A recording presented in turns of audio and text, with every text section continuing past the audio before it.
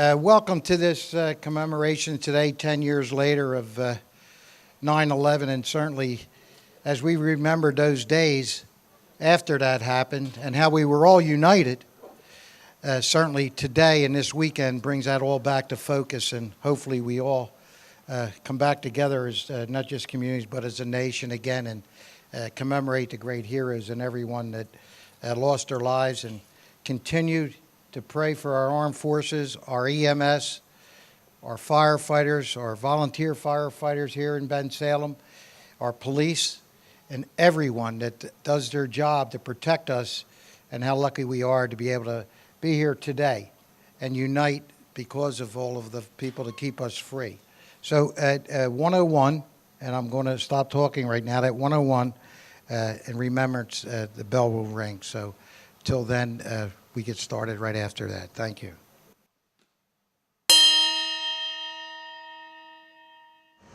God bless America, land that I love.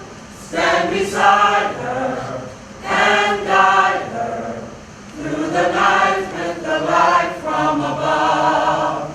From the mountains to the prairies, to the oceans, light would fall. God bless America, my home sweet home. God bless America, my home sweet home. O God, our merciful Father, today we recall with sadness the 10th anniversary of the disaster at the World Trade Center, the Pentagon, and in Shanksville, Pennsylvania. Although our hearts are heavy, we are filled with gratitude to you for the bravery of those who lost their lives on that horrible occasion. Lord, we are mindful of the outstanding service of the first responders, police officers, firefighters, EMTs, and all those who extended themselves to assist their brothers and sisters in need. May the faithful departed rest in peace. May the injured be healed and comforted. Lord, we beg you, protect our country from harm. Bring us together in unity and peace. Amen.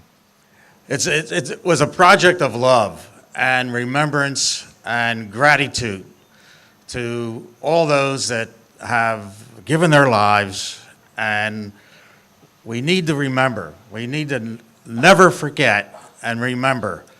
And we felt that what better way than to put 911 flags out in the field. Remember those people who lost their lives. Remember those people, those first responders who responded to that. Remember how great this country really is. Remember how great we are as individuals and collectively together in our communities. They can attack us again, and they're certainly going to try, but they can't destroy us if we don't want to be destroyed. And as I travel around through my 6th senatorial district, I see every community standing up for this country, standing up for the ideals of this country, the values of this country, standing up for people who just want to live their lives.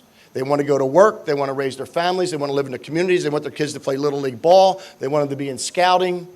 It's a great country we live in, obviously, because so many people want to come here. So we are very, very honored, and I have been humbled by the outreach of our communities, our people, religious and secular, to show the real strength of this country. As I was driving in to the parking lot and I looked left and I saw the 911 flags, I have to tell you it was the most beautiful thing I've seen in a long time. We were taught by the Franciscans at Bishop Egan. And I spoke this morning at a ceremony about the chaplain of the Fire Department of New York. He was a Franciscan friar named Father Michael Judge. And 2,973 were the number of lives lost on September 11.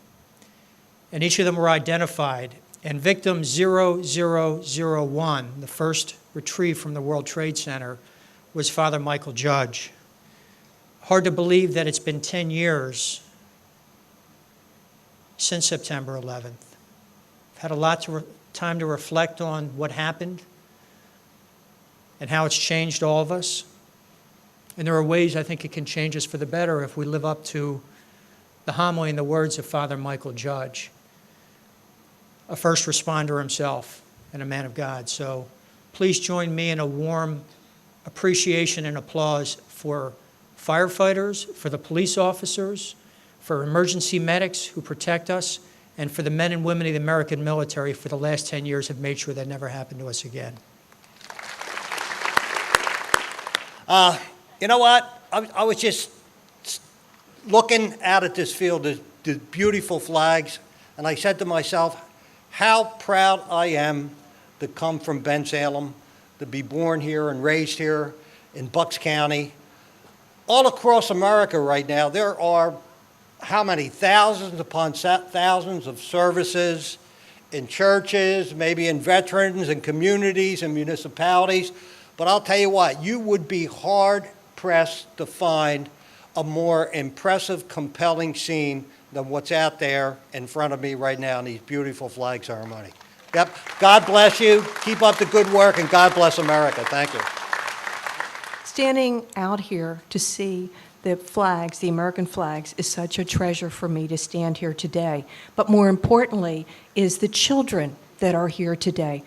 Our young girls, our young boys that are here today, and many of them did not know what September 11th meant to us.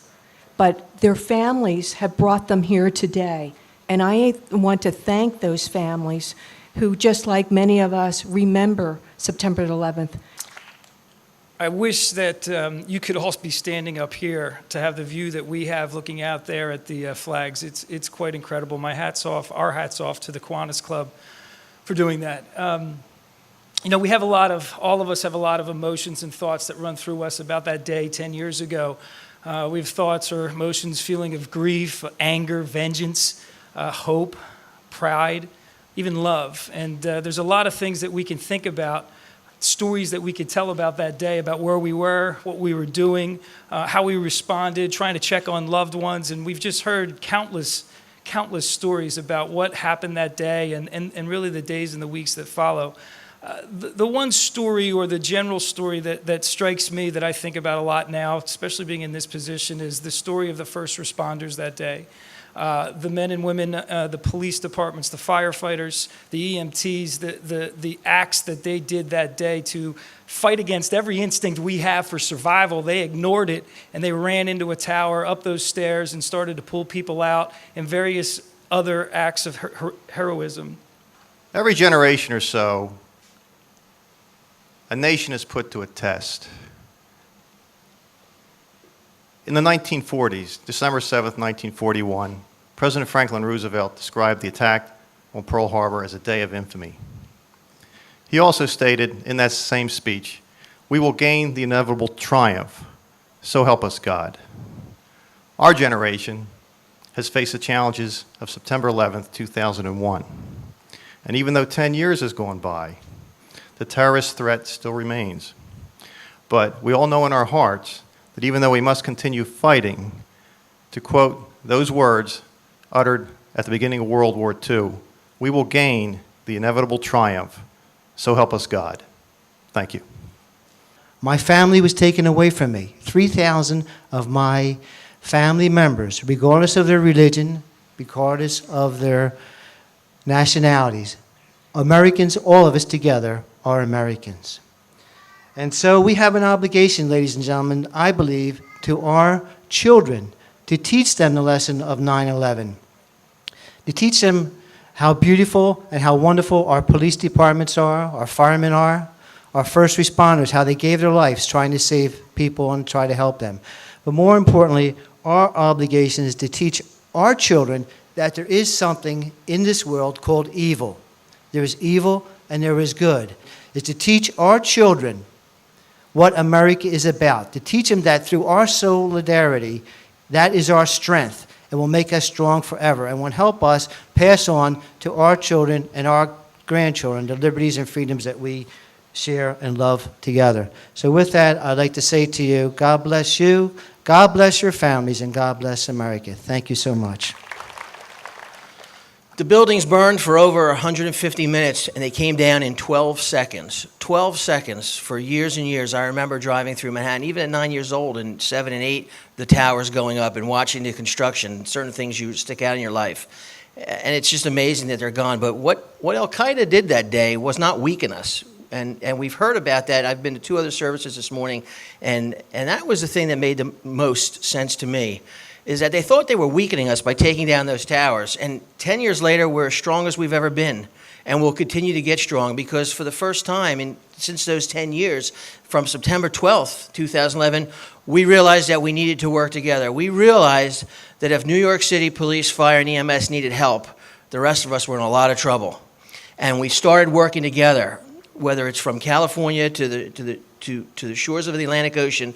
We now kind of train the same. And in Bensalem, to take it close to home, our police, our fire, and our EMS train regularly together. They train in emergency management concepts and incident command concepts, and we meet together. And the first time we get to see each other is not on the scene of an incident or a fire ground or an emergency or a disaster, or the floods that we just happened to go through. But we know each other now one-on-one, and that's what Al-Qaeda has done for us. They did not weaken us. As I think back to 9/11 and where I was and how I learned of the tragic events of the World Trade Center and out in Shanksville and in Washington, D.C., I remember how confused and scared I was as an adult. And this tragedy affected adults. I'm very thrilled and thankful that children were not the target. But sometimes we just have to remember that children were affected by 9/11 just as deeply as we adults were. There was more confusion on their parts because they couldn't make sense of what was going on around them. Children of first responders and military personnel or family and loved ones were affected and didn't know what to expect. And there was a lot of confusion and fear in our children. I was on the original, one of the first jobs I had was the building of the original Twin Towers. On September the 11th, 2001, I was 8 blocks away when the towers got hit. I witnessed the second plane go through the South Tower, a sight that will never, ever leave your mind.